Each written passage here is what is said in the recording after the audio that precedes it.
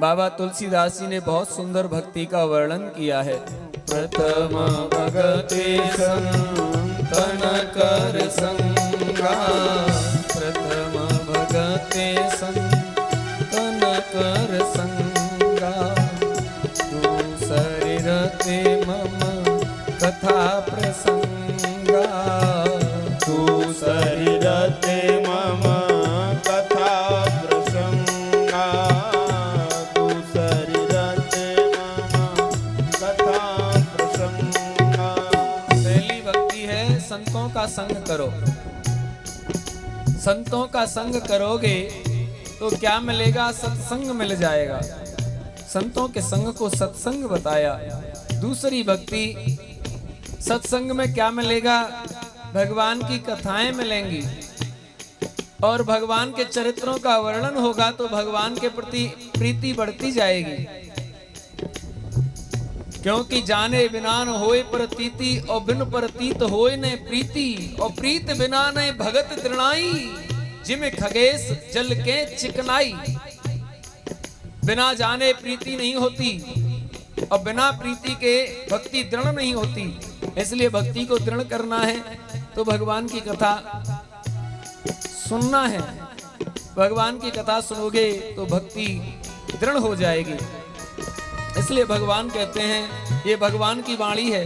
बीलनी को उपदेश किया है भगवान राम ने अपनी नवदा भक्ति का।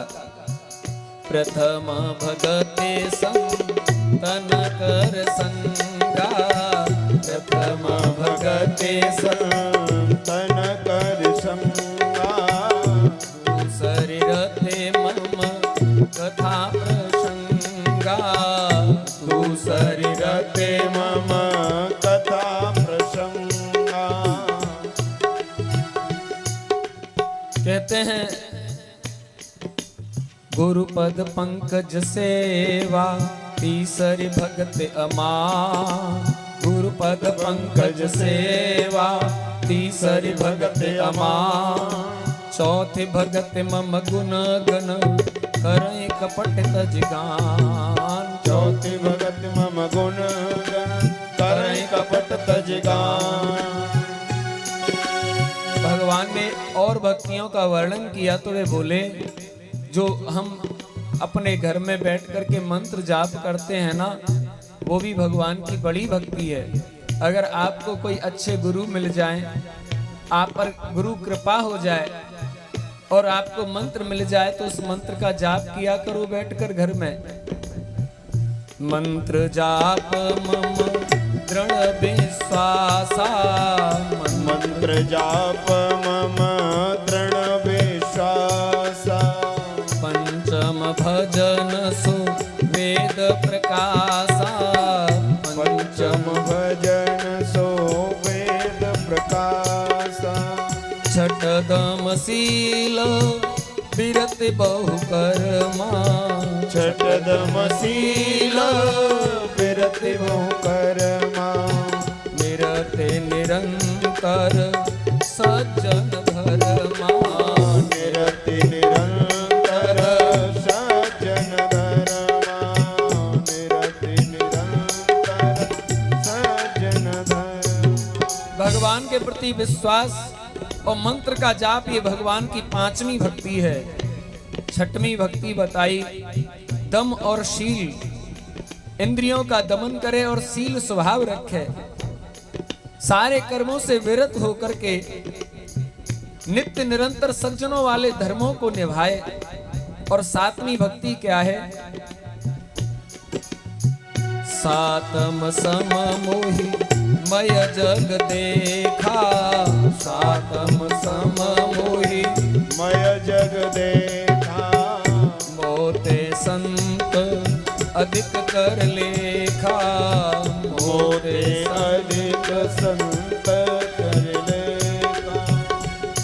सातवीं भक्ति है कि संपूर्ण जगत को मुझ में ही देखो, सिया राम मैं सब जग जानी, और करऊं प्रणाम जोर जुग पानी।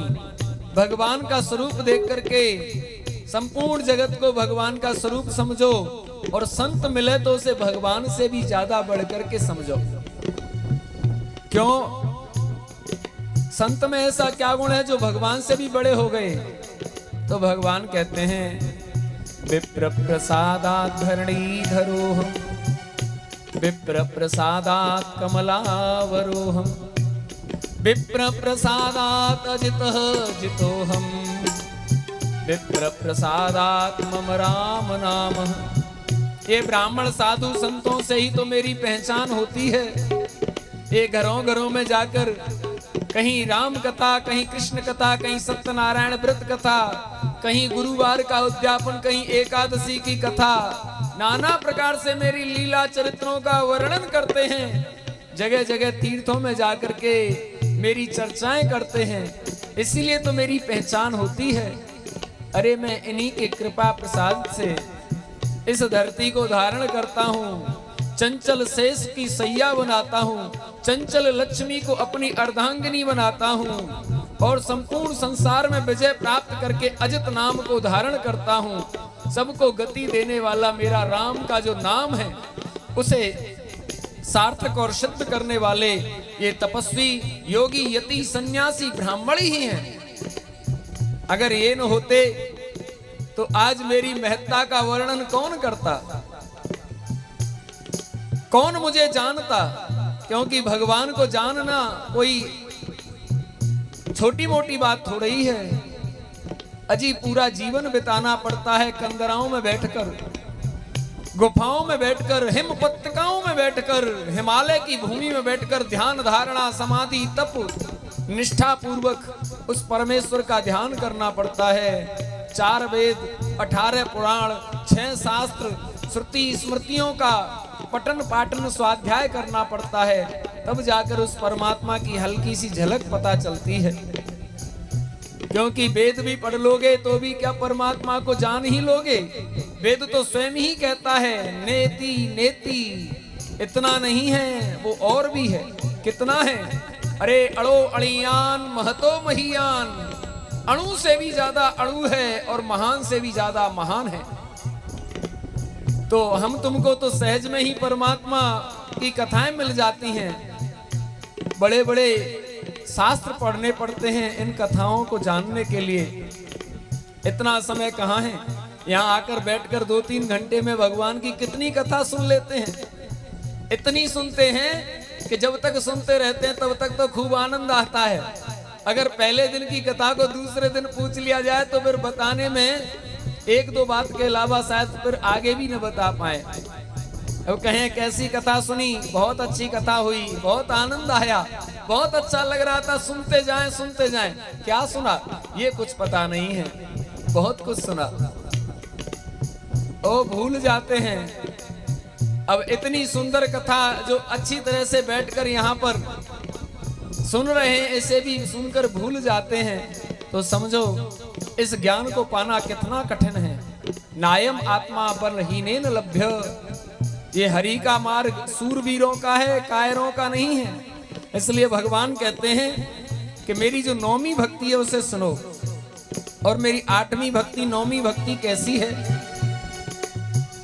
आठम जथा लाभ संतोषा, आठम यथा लाभ संतोषा, आठम जथा लाभ संतोषा, आठम जथा लाभ संतोषा, सपने हूँ नहीं देखे पर दोषा, सपने हूँ नहीं देखे पर दोषा, नवम सरल सब सन छलहीना, मम भरोसा ही हर सन दीना, नवमहु एक हूँ जिनके होई, नारे पुरुष सचराचर कोई, नारे पुरुष सचराचर कोई।